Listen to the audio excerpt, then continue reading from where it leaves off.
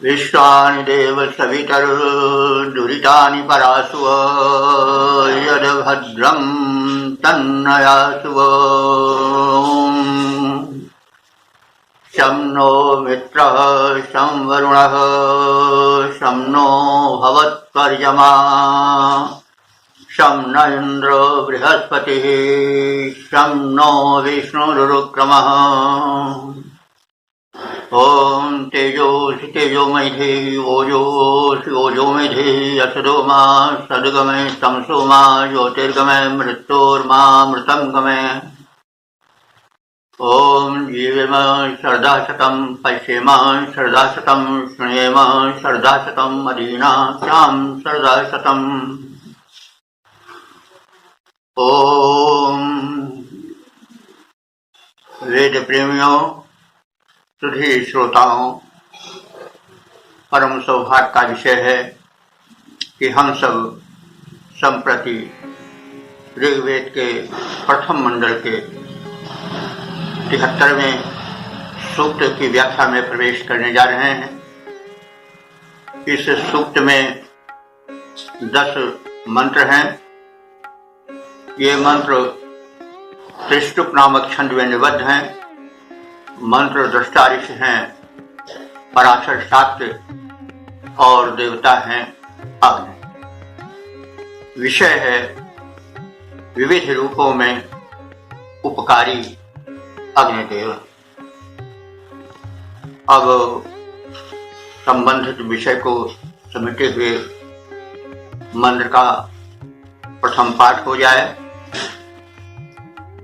ओम रयिर्न यः पितृवित्तो वयोधाः सुप्रणीतिश्चिकितिशो न शाशुः स्यो न क्षीरातिथिर्न प्रीणानो होतेव सद्मा विधतो वितारितो। शब्दार्थ से परिचय प्राप्त करें। यह माने जो, अर्थात जो अग्नि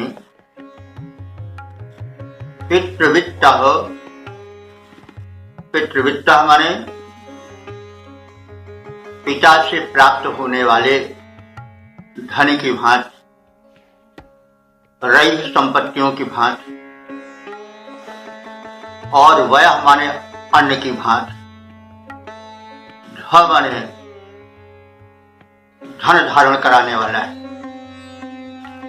यानी अग्नि इतना सहज उपकारी है कि जैसे पुत्र पिता के धन को सहज रूप में प्राप्त कर लेता है, चाहे वह अन्न धन हो, चाहे पैतृक कोई भी संपत्ति हो, उसमें उसे प्राप्ति के लिए विशेष श्रम नहीं करना पड़ता है।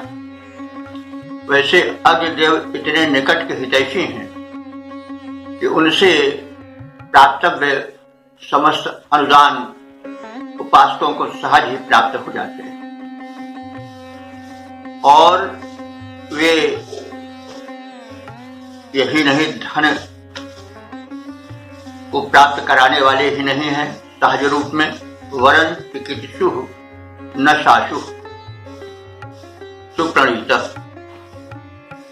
वे चिकित्सु कहते हैं ज्ञानी।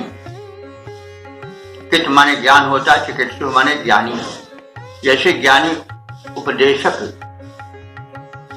उपदेश देकर के, शाशु माने उपदेश देकर के, सुप्रणीता उपदेश सुनने वाले को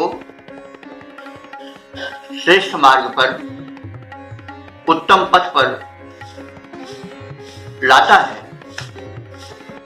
वैसे एक सच्चे उपदेशक की भांति अग्निदेव भी अपने कृत्यों के द्वारा उपदेशित करते हैं साधक को कि देखो, इस प्रकार से जैसे हम परोपकार के लिए जल रहे हैं, वैसे तुम भी परोपकार के लिए और आत्महित के लिए संसार में तपःपूर्ण जीवन बिताओ। और वे कैसे हैं? ज्ञानी व्यक्ति उपदेश की तरह तो उत्तम ही हैं। शौन शीह अतिथि न। शौन शीह माने घर में सुखपूर्वक बैठे हुए विराजमान। अतिथि न, अतिथि कहते हैं जो मेहमान आता है, और ना जो है ना माने समान। जैसे सदगृहस्थ के घर में कोई अतिथि आता है, मेहमान आता है, तो वो सुख पूर्वक बैठ करके जो सुख देता है, जो आनंद प्राप्त करता है, वही आनंद और सुख प्रदान करने वाले अग्निदेव भी हैं। और कैसे हैं अग्निदेव? होता इव विधततः सद्म वितारित। होता इव माने जो यजमान से यज्ञ कराता है उस हवनकर्ता के समान, उस पुरोहित के समान। वह यजमान का ही हित करता है। जैसे पुरोहित है तो वह मंत्र पढ़ता है स्वस्ति कल्याण वाचक, कल्याणप्रद, तो वो कहता है हम करिष्ये, मैं कर रहा हूं, कहता तो मैं स्वयं मैं के लिए, और वो आहुति वगैरह डालता है देवता का नाम लेकर के, सब अपने शब्द तो वो स्वयं उसका अपना होता है, लेकिन वह उसका अपना शब्द जो है वो सब यजमान के हित में होता है। वह पुरोहित यजमान के हित में सारे वाक्य, सारे मंत्र, सारी क्रियाओं का करने वाला होता है, मंत्रों को उच्चारण करने वाला होता है। वह पुरोहित अपने लिए न करके यजमान के वृद्धि के लिए सब करता है। तो वैसे ही अग्निदेव भी जो आहुति भक्षण करते हैं, ग्रहण करते हैं, स्वयं जलते हैं, लेकिन अपने लिए नहीं, जो आहुति करता है यजमान है उसके लिए वे सब कुछ करते हैं, प्रदीप्त होते हैं, जलते हैं, लेकिन उसमें उनका अपना हित नहीं रहता। हित रहता है जो अनुष्ठान करता है उसका। तो मतलब कि जैसे अनुष्ठान करने वाला मंत्रोच्चारण करता है, अहम करिष्ये अपने लिए मैं करता हूं, लेकिन उसका वो मैंपन जो है वो यजमान के लिए होता है। तो जिस प्रकार से होता यजमान का हित चाहता है, उसकी वृद्धि के लिए अनुष्ठान करता है, वैसे ही अग्निदेव भी जो उपासक हैं उनके हित के लिए स्वयं सन्नद्ध रहते हैं, स्वयं तत्पर रहते हैं। तो इसका चपाटक जान लें। अग्निदेव के अनुदान वैसे ही उपासकों को सुलभ हो जाते हैं, जैसे पिता की संपत्ति पुत्र को सहज ही प्राप्त हो जाती है। उसके लिए उसे कोई विशेष प्रयत्न नहीं करना पड़ता है। तो यह उदारताग्निकी है। और जैसे ज्ञानी पुरुष का सदुपदेश सतपथ पर लाने वाला होता है श्रोता को, वैसे ही अग्नि देवता के समस्त कृत्य स्वतपथ पर लाने वाले होते हैं।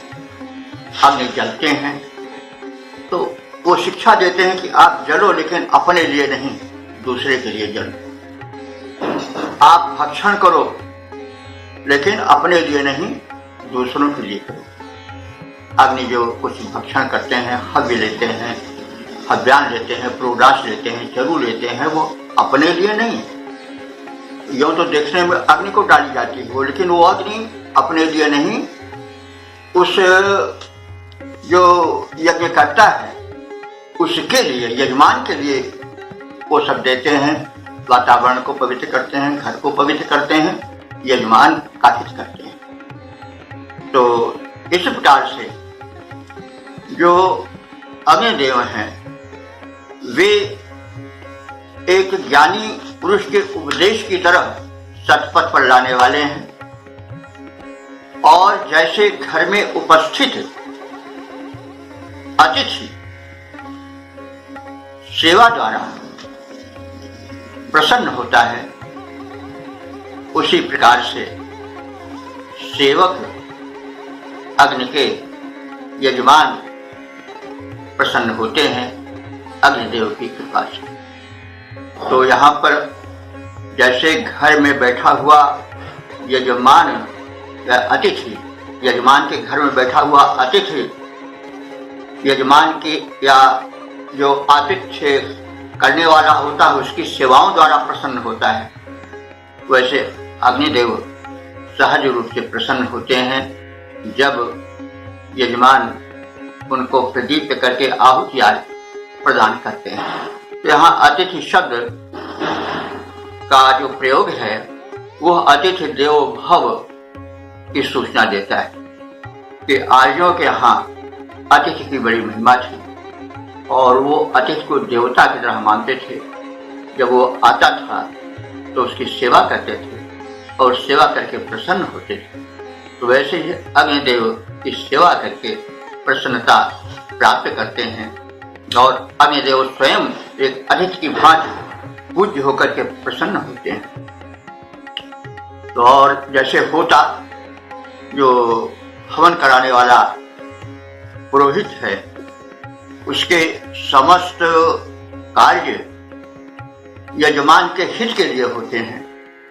वो यजमान की वृद्धि चाहता है मंत्र पढ़ करके और विविध प्रकार से अनुष्ठान कर कराके, तो उसमें उसके अपने हित की कामना नहीं होती है बल्कि यजमान के हित की कामना होती है। वैसे अग्निदेव भी जो कुछ करते हैं वो सब उपासक के यजमान के हित के लिए करते हैं। तो इस प्रकार से विविध उपमाओं को लेकर के अग्निदेव की उदारता और सेवकों के हित की कामना अग्निदेव के हृदय में समाई रहती है। इस तथ्य को स्पष्ट करता चला है इस मंत्र में। अब हम इसके छंदोबद्ध रूप पर ध्यान दें। अग्नि देवता उपासकों के हितकारी भारी, अग्नि देवता उपासकों के हितकारी भारी, भिन्न भिन्न रूपों में हितैषी दृश्यमान है। सेवकों को पैतृक निधान के समान सदा साधिकार अन्न धन करते प्रदान है। ज्ञानवान के हितोपदेश के समान नित्य सुपथ प्रदर्शन का करते विधान है। अतिथि सुजान के समान प्रीति पात्र और यजमान को बढ़ाते होता के समान है। यजमान को बढ़ाते होता के समान है। ओम। वेद प्रेमियों, सुधी श्रोताओं, संप्रति हम सब ऋग्वेद के 73वें सूक्त के दूसरे मंत्र की व्याख्या में प्रवेश करने जा रहे हैं। इस सूक्त को त्रिशुप नामक छंद में निबद्ध किया गया है। मंत्र दृष्टा ऋषि पराशर शाक्य हैं और देवता अग्निदेव हैं। शीर्षक है विविध रूपों में उपयोगी अग्निदेव। अब हम संबंधित मंत्र का प्रथम पाठ करेंगे।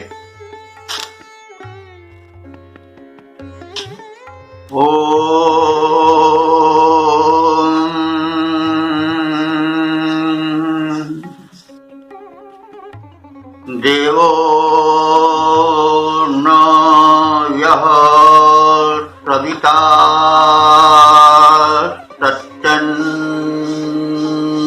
सत्यं मन्मा कृत्वा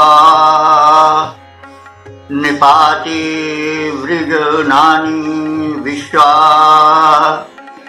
कुरु प्रशस्तो अमतिर्न सत्य आत्मेव सेवोधिष्ठायो भूत। शब्दार्थ से परिचित हो लें। देवः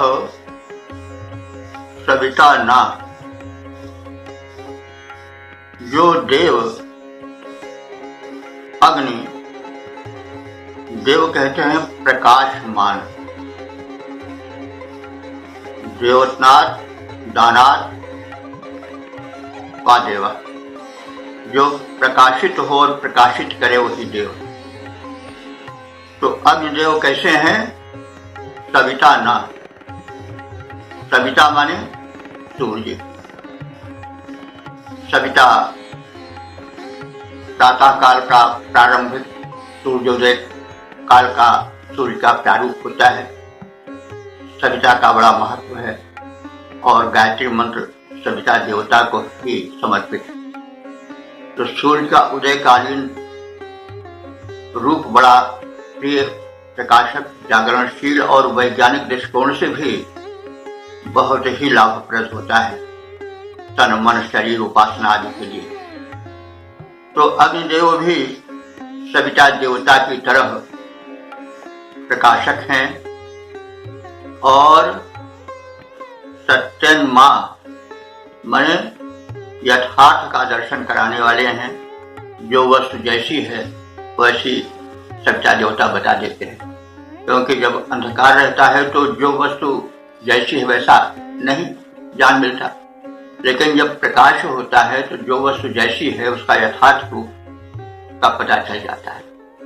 तो अग्निदेव यथार्थ के बोधक हैं। और वे कैसे हैं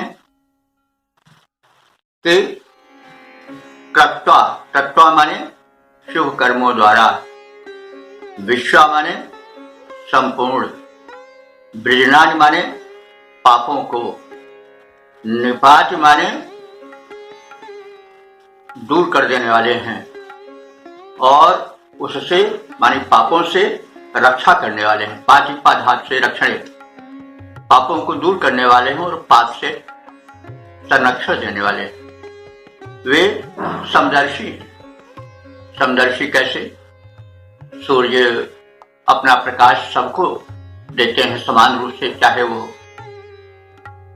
हिंदू हो, मुसलमान हो, क्रिश्चियन हो, किसी भी जात पात का हो, कोई भी प्राणी हो, वो भेदभाव नहीं बरतते, सबको समान रूप से अपने प्रकाश का अनुदान देते हैं। तो यह दिव्यता है और यही बात अग्निदेव करते हैं। जैसे सूर्यदेव वर्षण आदि द्वारा लोक कल्याण करते हैं, क्योंकि सूर्य के द्वारा ही तो वृष्टि होती है, वैसे अग्निदेव भी अनंत रूप से समदर्शी दृष्टिकोण रख करके सबका कल्याण करते हैं। उनके दृष्टि में अमीर गरीब, ऊंचा नीचा, जाति पात आदि का कुछ भेदभाव नहीं रहता है, समदर्शी दृष्टिकोण होता है सूर्य का और उसी तरह से अग्निदेव का। और अग्निदेव कैसे हैं? पूर्व प्रशस्ता, पूर्व माने व्यापक और प्रशस्ता माने प्रशंसनीय। तो अपने उत्तम कर्मों द्वारा अग्निदेव की व्यापक प्रशंसा होती है। तो प्रशंसा पाने के लिए शुभ कर्म करना आवश्यक होता है, इससे प्रशंसा नहीं मिलती। जल करके सूर्यदेव जलते हैं और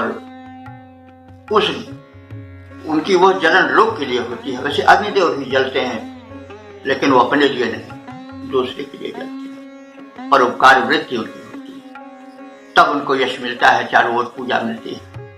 इस प्रकार से जो व्यक्ति अपने को जला देता है, गला देता है, वही प्रशंसा का पात्र बन पाता है। ये मंत्र उसी बात को संकेत कर रहा है। तो अग्निदेव जो है पूर्व प्रशंसा यानी व्यापक रूप से प्रशंसा पाने वाले हैं, और वे कैसे हैं? आत्मा युक्त सेवा। आत्मा यानी जागृत आत्मा, जैसे आत्मा तो परमात्मा का रूप है, वो आनंदमय है। उसमें दुख आता है तो माया के कारण, ज्ञान के कारण आता है, लेकिन आत्मा तो ईश्वर का रूप है, वो स्वयं सतचित आनंद स्वरूप है। तो अग्निदेव भी आत्मा इव सेवा, आत्मा की तरह सुखकर है। सेवा माने सुखकर। तो अग्निदेव आत्मा की भांति सच्चिदानंद रूप और सुखकर हैं, और वे क्या है? माने सबके द्वारा धारणीय हैं। सब अग्निदेव को धारण करते हैं, उनकी महत्ता स्वीकार करते हैं। इस प्रकार से शब्दार्थ का संक्षिप्त हम परिचय प्राप्त किए। अब भावार्थ को एक दृष्टि से देख लें। प्रकाशमान सूर्य की भांति सत्यदर्शी समदर्शी अग्निदेव अपने पावनत्व द्वारा सभी को पापों से संरक्षण प्रदान करते हैं। अग्नि असंख्यों द्वारा, अनंत लोगों द्वारा प्रशंसित हैं, प्रगतिशील हैं, सतपथगामी हैं। ये आत्मा के सदृश आनंद स्वरूप हैं और सबके द्वारा धारणीय हैं, उपास्य है। अब इसके छंदोबद्ध रूप का अवलोकन कर लें। अग्नि देवता प्रकाश मान सूर्य के समान, सत्यदर्शी हैं, समदर्शी कहते हैं। पावन परम निज पावनत्व गुण द्वारा सेवकों को पाप के प्रहार से बचाते हैं। अमित जनों के द्वारा परम प्रशंसित हैं, प्रगति से प्रेम सत्य पंथ अपनाते हैं। आत्मा के समान करें आनंद प्रदान, सभी यजमान द्वारा धारणीय माने जाते हैं। यजमान द्वारा धारणीय माने जाते हैं। ओम वेद प्रेमियों, सुधी श्रोताओं, संप्रति हम सब ऋग्वेद के प्रथम मंडल के 73वें सूक्त के तीसरे मंत्र की व्याख्या में प्रवेश करने जा रहे हैं। इस मंत्र को त्रिष्टुप नामक छंद में निबद्ध किया गया है। मंत्र ऋषि हैं पराशर शास्त्र, और देवता हैं अग्नि, और शीर्षक है विविध रूपों में हितकारी अग्निदेव। संप्रति हम सब इस आशय को समझते हुए मंत्र का पाठ करेंगे।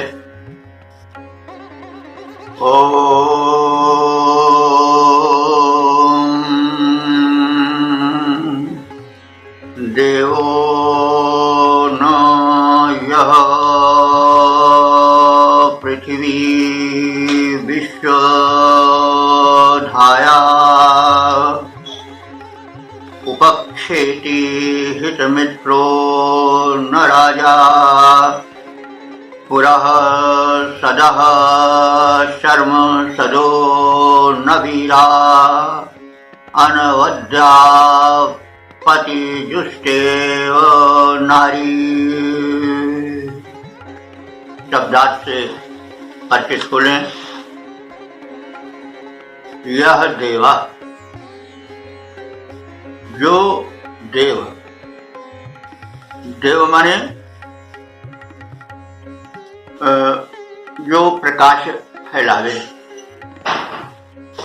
तो यहाँ पर प्रकाश फैलाने वाले में सूर्य को माना गया है। यह देवा न, जो कि सूर्य देव के समान, न माने समान, जैसा कई बार कहा जा चुका है। न शब्द जब संज्ञा के बाद आता है तो समानार्थक होता है, जब पहले आता है तो निषेधार्थक निषेधवाचक होता है। तो जो अग्निदेव सूर्य देव के समान प्रकाशमान हैं और संसार को धाया माने धारण करने वाले हैं, तो सूर्यदेव वृष्टि आदि द्वारा और प्रकाश आदि के अनुदानों द्वारा धरती के प्राणियों का कल्याण करते हैं, वैसे अग्निदेव भी विविध भांति से प्राणियों का कल्याण करते हैं। वे हितः हित मित्र न राजा।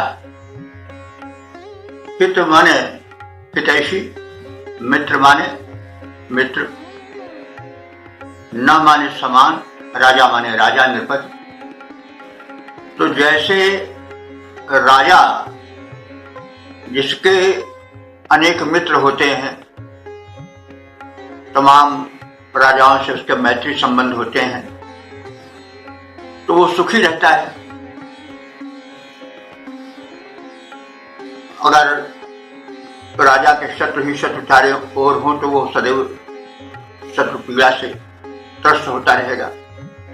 लेकिन जो नीतिमान राजा होते हैं वो मैत्री संबंध अपने पड़ोसी राजाओं से और दूर दूर के राजाओं से किए रहते हैं। तो यहाँ पर नीति भी कही गई है। जो शासक हैं, राजे महाराजे हैं, वे संबंधित पड़ोसी और विभिन्न राजघरानों से मैत्री संबंध रखते हैं। तो जैसे मैत्री संबंध रखने वाला राजा सुख से सोता है और अनुकूल वातावरण में रहता है, उसी प्रकार से अग्नि से मैत्री करने वाले, अग्नि की सेवा करने वाले यजमान सुखी और निश्चिंत रहते हैं। और कैसे आनंदित होता है अग्निसेवी, कैसे निश्चिंत रहता है कि जैसे पुरा सदा शर्म सदा न वीरा। जैसे पुत्र जो है वह जब अपने पिता के घर में रहता है तो बड़ा सुरक्षित और सुखी अनुभव करता है, वैसे ही अग्नि के शरण में गया उपासक बड़े सुकून का अनुभव करता है और वह इस प्रकार से और सुखी होता है। जो अग्नि का उपासक होता है, अनवद्या पति दुष्टा नारी, और वह उपासक पूज्य भी हो जाता है। कैसे? अनवद्या, वद्य कहते हैं निंदित को और अनवद्य कहते हैं अनिंदित को, यानी प्रशंसित, दोष पाप रहित। ये विशेषण है पति दुष्टा नारी का। पति की दुष्टा माने सेवा करने वाली, पति सेविका नारी, पति सेविका पत्नी जैसे अनवद्य मानी जाती है, निर्दोष मानी जाती है, उसी तरह से जो अग्नि हैं वो पवित्र हैं और उनका उपासक भी पवित्र और प्रशंसनीय और पूज्य हो जाता है। तो इस शब्दार्थ के संक्षिप्त परिचय के साथ भावार्थ से परिचित हो लें। अग्नि देवता आसमान में भासमान सूर्य के समान संपूर्ण संसार को प्रकाश द्वारा और वृष्टि आदि के द्वारा धारण करने वाले हैं। जैसे सूर्य वैसे वे भी अनुकूल मित्र को बना करके जैसे राजा सुखी और संपन्न निश्चिंत बैठता है, उसे जब मित्र हैं तो आक्रमण का भय नहीं रह जाता है। तो मैत्री संबंध से युक्त राजा जैसे सुख से सोता है, रहता है, वैसे अग्नि का उपासक भी सुखपूर्वक जीवन बिताने में समर्थ रहता है, उसका लाभ पाता है। और अग्नि उपासक गण उसी प्रकार से जीवन में निश्चिंत बैठ पाते हैं जैसे पिता के घर में पुत्र निश्चिंत होकर के बैठता है और उसे किसी प्रकार का संदेह नहीं रह जाता है कि यह घर हमको छोड़ना पड़ेगा या इस घर के हम अधिकारी नहीं रहेंगे। तो अग्नि का उपासक अग्नि से विविध अनुदान पाता है, निश्चिंता पाता है। इस बात को विविध उदाहरणों द्वारा सिद्ध किया गया है। और जैसे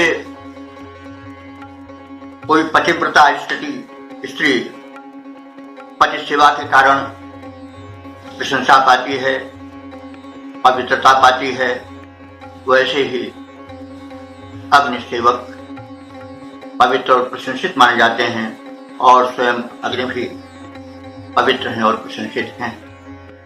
तो अब इस मंत्र का पद्य रूपांतरण देख लें। अग्नि भगवान भासमान सूर्य के समान, धारक जगत के हैं और प्राणाधार हैं, अनुकूल मित्र युक्त महिप समान, अग्नि भूमि पर चिंता शून्य करते बिहार हैं।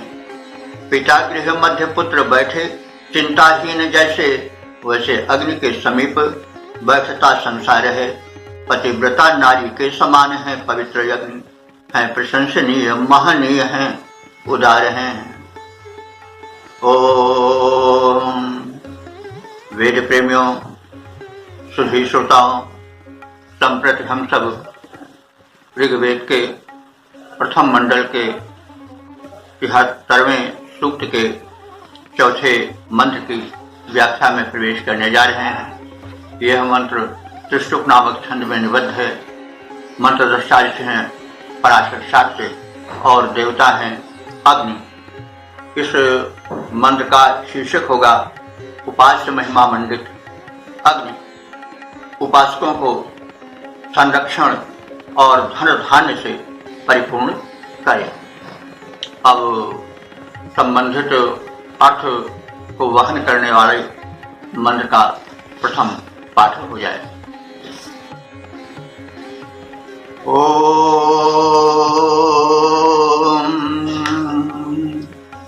तम त्वा नरो दम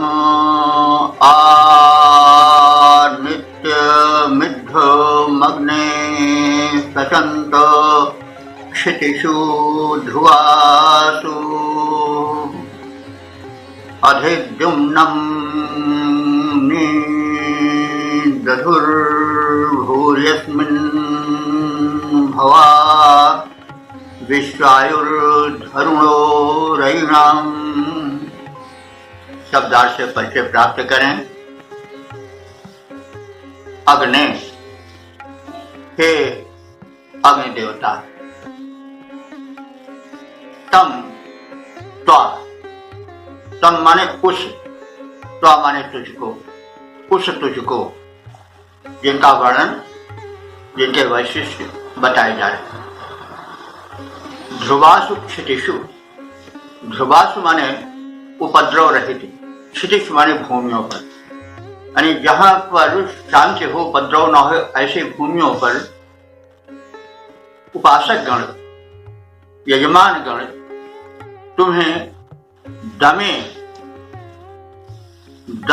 दम कहते हैं घर को, दमे माने घर में, यानी यज्ञ गृह में, नित्यम माने निरंतर, इद्धम, इद्धम माने प्रज्वलित करके,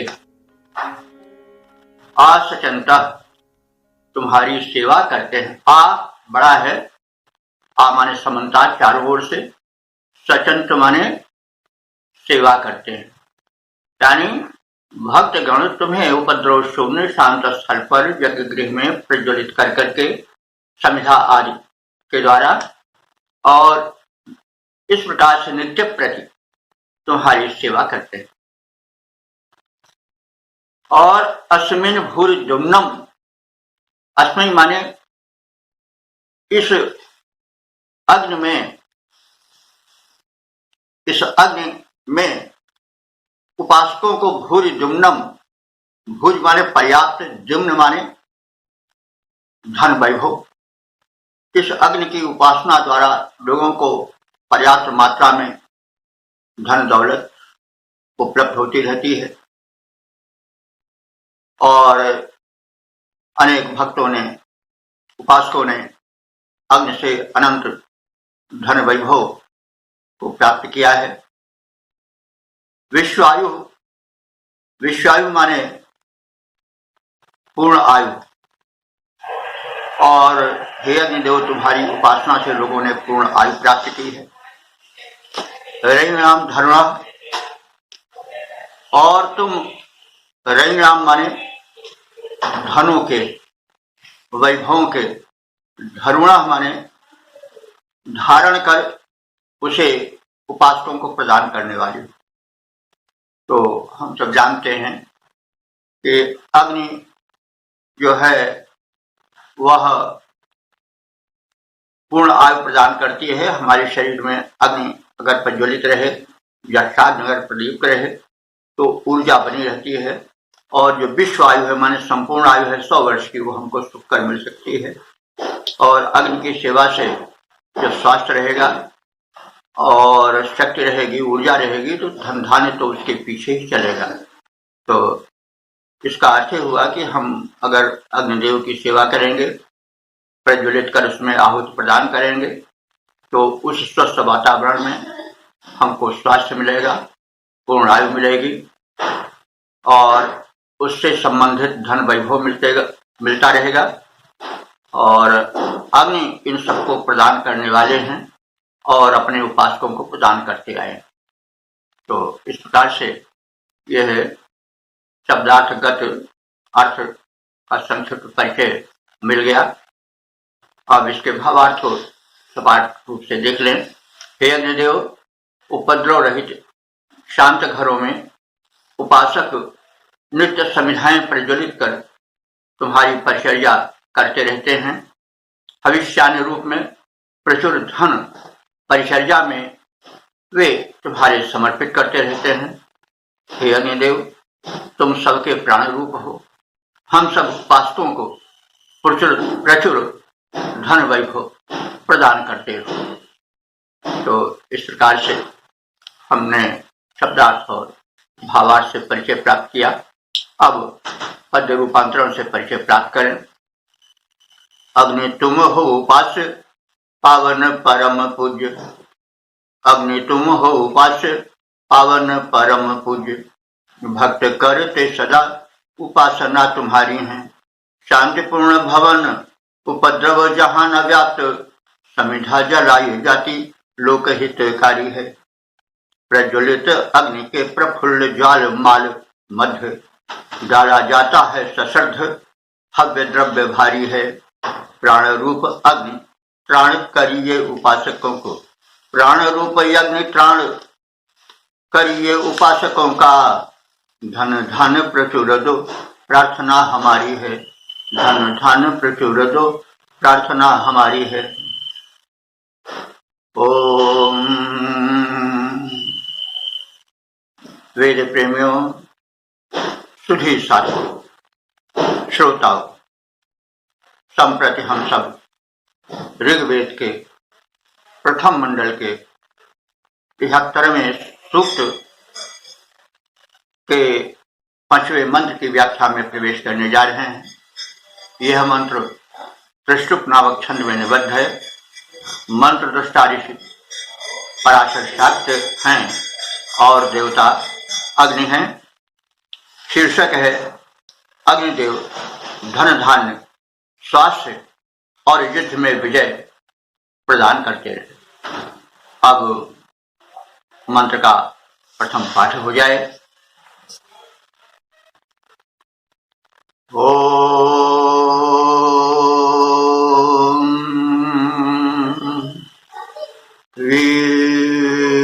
वृक्षो अग्ने मघवानो अश्रुर्वीं सूरयो ददतो विश्व विश्ववायुः सनेम वाजं समिथेश्वर्यो भागं देवेषु श्रवसे दधानाः। शब्दार्थ जाने। अग्ने, हे अग्निदेव। मघवाना, मघवाना माने संपन्न व्यक्ति।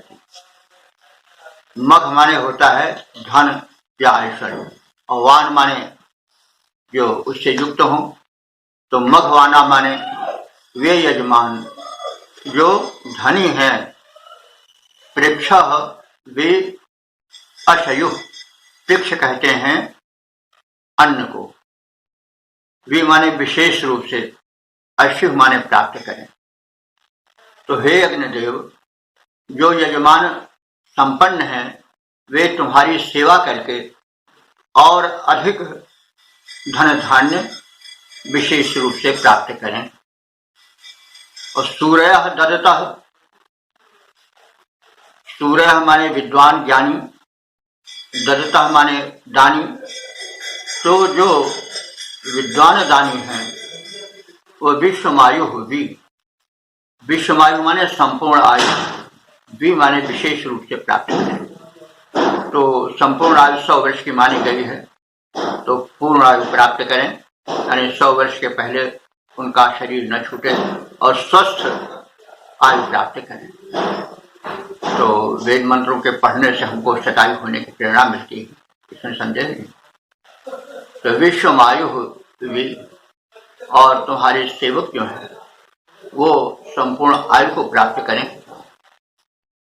श्रवसे देवेषु भागम दधाना, वे यजमान। श्रवसे माने श्रव कहते हैं या श्रवस कहते हैं, यश को भी अन्न को भी कहते हैं, चतुर्थी है एक वचन। श्रवसे, श्रवसे माने यज्ञ के निमित्त, देवेषु देवों में, भागम दधाना माने उनके यज्ञ भाग को देते हुए। यानी जो समृद्ध यजमान हैं वे धन ही पाकर संतुष्ट न हो, बल्कि उनमें ऐसी प्रेरणा भरी जाए कि वे यशस्वी बने और यश के लिए देवों को, दिव्य शक्तियों को आहुति द्वारा उनके निर्धारित यज्ञ भाग को प्रदान करें।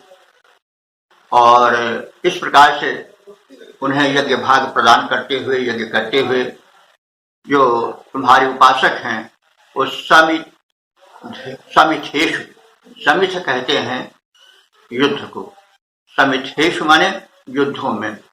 ये कई बार चर्चा हो चुकी है कि वेद में युद्ध के बड़े पर्याय हैं। इसका मतलब हुआ कि मंत्र रचना काल में देवों को विरोधी शक्तियों से जूझना पड़ रहा, तो इसीलिए प्रायः मंत्रों में युद्धों में विजय पाने की प्रार्थना की गई है। तो इस मंत्र में भी वही प्रार्थना है कि हे अग्निदेव, समिथेषु माने युद्धों में। अर्या, अर्या कहते हैं अरे, यानी शत्रुओं के। वाजम माने अन्न धन को। सनेम, हम विजय में प्राप्त करें। तो इस प्रकार से हे अग्नि देवता, धन संपन्न यजमान तुम्हारी उपासना करके और अधिक धनवान बने। ज्ञानी दाता तुम्हारी सेवा करके दीर्घायु प्राप्त करते जाएं, और तुम्हारे उपासक यजमान यश के निमित्त हविदान द्वारा देवों की पूजा करते हुए जीवन बिताएं, और हम उपासक गण शत्रुओं को परास्त करें, युद्धों में हराएं और उनके अन्न धन पर अधिकार कर अधिक समर्थ बनते जाएं। तो अब इसका छंदोबद्ध रूप देख लिया जाए। धनी यजमान और अन्न धन प्राप्त करें, धनी यजमान और अन्न धन प्राप्त करें। अनुकंपा देव इस तरह तुम्हारी हो, ज्ञानी हविदाता दीर्घ आयु अधिकारी बने हो सुखारी, और सभी स्वस्थ धनधारी हों। यज्ञ को रचाएं हम देव यज्ञ भागे, यज्ञ को रचाएं हम देव यज्ञ भाग पाएं, सुजस कमाएं हम देवों के पुजारी हों। रिपु को परास्त करें, रिपु को परास्त करें, हरें हरि अन्न और भरें धन अन्न कोश, विजय हमारी हो, भरें धन अन्न कोश, विजय हमारी हो।